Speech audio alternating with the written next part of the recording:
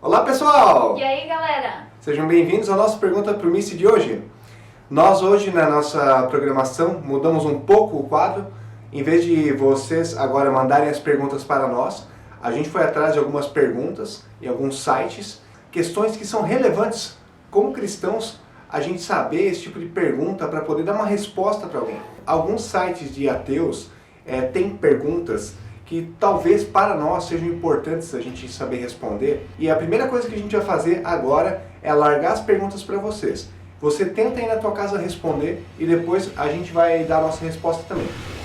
Zé, quais são as 3 perguntas que todo cristão deve saber responder? Então, a primeira pergunta é: por que o Deus da Bíblia é o único verdadeiro e os outros não?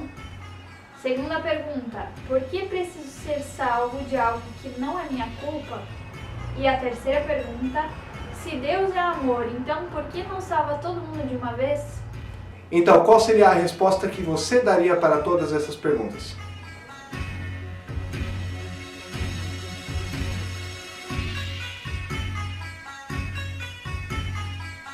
Então, David, como é que você responderia a primeira pergunta ali de por que o Deus da Bíblia é o único verdadeiro e os outros não?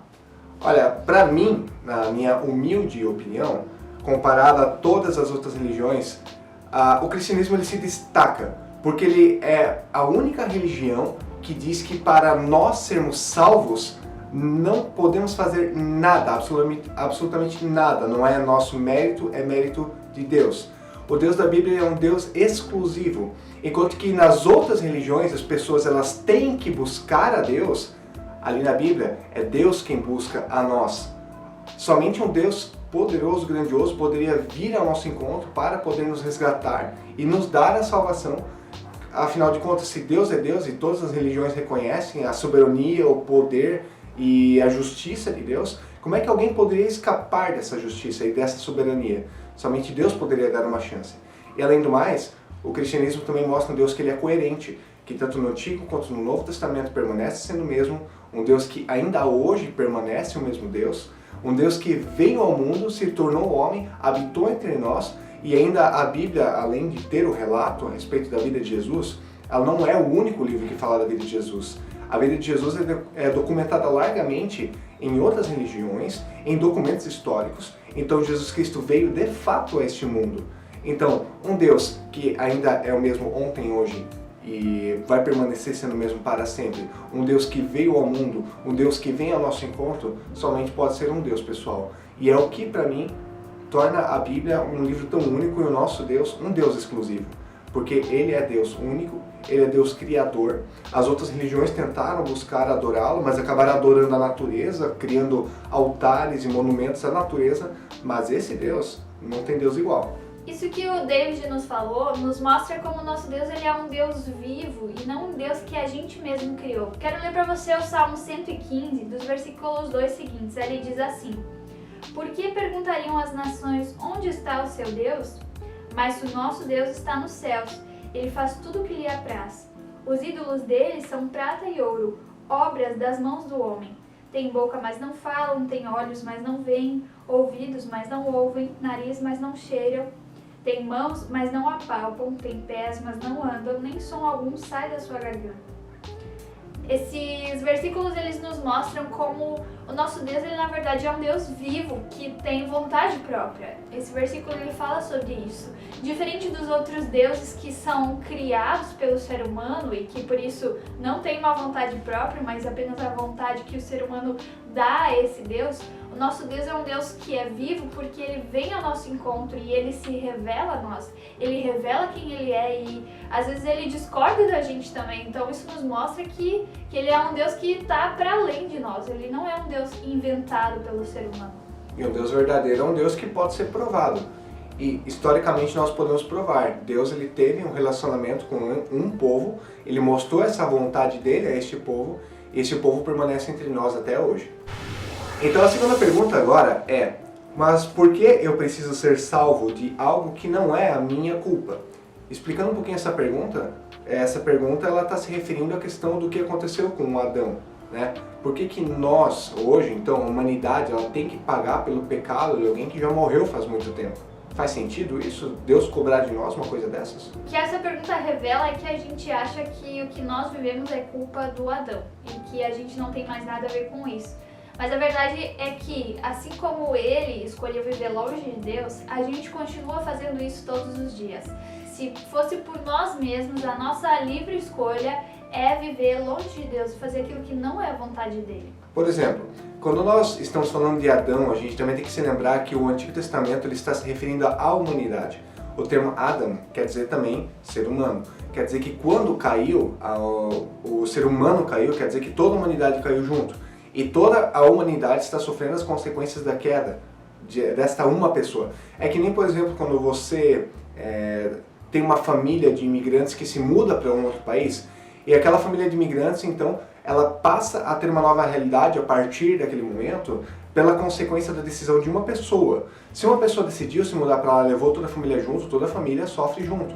Ou seja, assim como o homem ele caiu, também toda a sua família, toda a humanidade sofreu essa consequência e vive a partir dessa realidade. E quando falamos de queda, nós estamos falando só simplesmente de um pecado. Porque o Adão cometeu um pecado, então, porque ele cometeu um pecado, ele se tornou pecador. Hoje a gente às vezes pensa assim, porque eu cometo pecados que eu sou pecador. Mas a verdade mostra é que nós somos pecadores na nossa essência, é por isso que nós cometemos pecado. Então, lá no nosso ser, lá no nosso íntimo, nós já somos assim, corrompidos, pecadores, desviados de Deus. A queda é muito mais do que simplesmente alguns pecados. A queda mostra que existe uma ruptura, existe uma corrupção da natureza inteira. Então, toda a nossa natureza caída, não é só uma atitude pecaminosa em si, mas a queda significa que todo o nosso ser mudou e ele precisa ser restaurado por Deus. E isso vem como herança que é passada de geração em geração. E o sacrifício de Jesus, como ele é necessário também para cada um de nós, não é só necessário para o Adão, isso nos mostra que também nós temos essa culpa. Não é só porque ele que começou com tudo isso e ele decidiu viver longe de Deus, a gente não tem nada a ver, mas a gente também é culpado e por isso nós também precisamos daquilo que Jesus fez por nós. Uma vez eu ouvi um exemplo muito legal para falar sobre isso para a gente entender melhor. Por exemplo, eu tenho aqui uma forma de pão. Deus criou a forma, o Adão, de uma maneira perfeita, que não tinha defeito nenhum. Mas o que aconteceu foi que quando o Adão decidiu viver longe de Deus, é como se a gente pegasse um martelo e desse uma martelada nessa forma. Algo aconteceu com toda a forma. Isso significa que todos os pães que vierem depois dessa martelada, eles vão vir marcados por ela, eles vão vir diferentes, de uma outra forma. E foi isso que aconteceu conosco também. Quando o Adão decidiu viver longe de Deus, foi que a forma dele foi estragada. E todos nós que viemos depois dele, viemos com essa mesma marca, como seres humanos, assim como ele também era. E a terceira pergunta, ela diz assim: se Deus é amor, então por que ele não salva todo mundo de uma vez? Aí a gente não pode se esquecer também que uma parte do caráter de Deus mostra o seu amor, mas Deus ele é muito mais completo. A Bíblia também diz que Deus ele é misericordioso, ele é amoroso, ele é justo. E se Deus é justo, então se nós agora olharmos para essa questão do aspecto do amor, como é que Deus ele poderia ser amoroso se ele não fosse justo? E como ele poderia ser justo se ele não fosse amoroso? O que eu estou querendo dizer aqui? Deus ele é amor, quer dizer, a Bíblia mesmo fala que nós não conseguimos por nosso mérito alcançar a salvação. E se Deus ele é justo e ele sabe que nós pelo nosso mérito não podemos alcançar a salvação, então ele dá o seu amor a nós enviando seu Filho para nos salvar, e aí a partir da salvação de Jesus nós somos restaurados por Deus e podemos agora viver em comunhão com ele. Mas como é que Deus ele poderia ser amoroso se ele também não fosse justo? Como é que Deus ele poderia permitir que todas as barbaridades acontecessem no mundo, que todas as pessoas pecassem, errassem e depois machucassem uns aos outros e elas passassem impunes por isso tudo? Deus seria quase como um juiz injusto que simplesmente recebe todos os casos e diz: não, esse aí está perdoado, vai embora. Quer dizer, Deus ele exerce a sua justiça com amor, mas também o seu amor com justiça. E para isso ele entregou o seu Filho, para nos dar uma chance. Mas não significa de que Deus ele ainda vai deixar passar impune os pecados e o erro que nós cometemos durante a nossa vida. Um pai que ama, ele não vai deixar o filho fazer todas as coisas que ele quiser. Ele precisa disciplinar. A Bíblia nos fala isso, que porque Deus nos ama, ele nos disciplina. Ele nos ensina aquilo que é errado. E porque Ele nos ama também, Ele pune as coisas erradas que nós fazemos. Mas uma coisa que é bem legal perceber que Deus fez e mostra quem Ele é também, é aquilo que Jesus fez na cruz. Porque ali, Deus achou uma forma de continuar perto de nós, apesar do nosso pecado, e mesmo assim sendo justo. Por quê? Porque em Jesus Cristo, o próprio Deus tomou sobre si todas as nossas culpas. Ele tomou sobre si todas as consequências do nosso pecado, tudo aquilo que deveria cair sobre nós. Assim, Deus continua sendo justo, mesmo aceitando os pecadores, porque os seus pecados foram pagos na cruz. Então, esse é um chamado individual que Deus faz para cada pessoa. Por isso que é importante que nós possamos pregar o Evangelho, para que todas as pessoas saibam de que Deus está dando uma chance para elas e elas possam ser salvas. Porque Deus, Ele deseja que todos façam parte deste povo. Então, faça também a sua parte, pregue o Evangelho, leve a palavra de Deus, para que outras pessoas elas possam ser salvas e também resgatadas por esse Senhor. Então, pessoal, essas são as perguntas que a gente fez para vocês e espero que as nossas respostas elas possam ajudar vocês. Se você continua com dúvidas sobre o que a gente falou, então manda pra gente e a gente responde no próximo Pergunta para o Miss. E também, se você tiver algum motivo de oração pelo qual você gostaria que nós orássemos, você pode nos escrever no WhatsApp e a gente vai estar orando por esses motivos no domingo durante o culto. Isso aí. Então a gente deseja a vocês uma abençoada semana e fiquem com Deus. Até mais. Abraço. Tchau.